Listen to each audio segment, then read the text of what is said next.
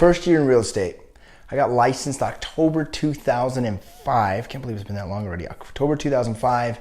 And I went to the Stringham Real Estate School. Back then, it was not done online. Like today, you can do all your school online. I had to go down to the class in Salt Lake, sit in there for hours and hours, and failed the test like 2 or 3 times. And then I finally passed the test.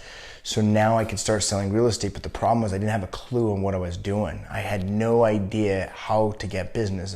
All I knew is that real estate agents that I saw driving nice vehicles were making a lot of money. I didn't realize that you had to actually figure out how to get a client and do a listing presentation and get a contract signed, negotiate deals. I had no idea what I was doing. And so that first year in real estate, I think I did 2 or 3 deals that year. One of them was my sister.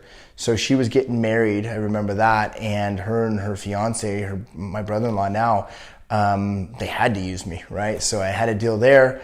And then the other one, I was sitting on floor time, and this was in 2006, early 2006, where someone walked in the front door of the office I was at. I happened to be on floor time, and they had sold a house down south and wanted to buy a new construction up north. I hopped on the MLS. I had figured that out a little bit, and I just barely had a sales meeting. A guy from Ivory Homes had said, hey, send your buyers over here. So I saw that there was a new build with him on it. I called him up, sent the people over there, wrote up the deal, and was under contract.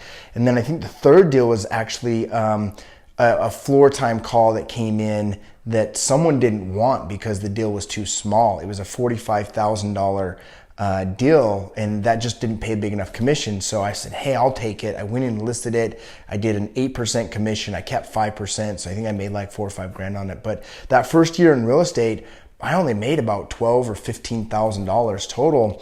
And it wasn't until about 10 months in, I went through my first training program, which was Fearless Agent. I had my eyes opened up that I needed to prospect, that I needed to set appointments and how to do that. And so over the next year after that's when I started doing deals, and I went from, making like $20,000 a year, or sorry, like $15,000 a year to like $65,000. And then I started hitting my 6 figures and then multiple 6 figures, and it just kind of snowballed after that. But that first year I flopped. I just didn't know what to do.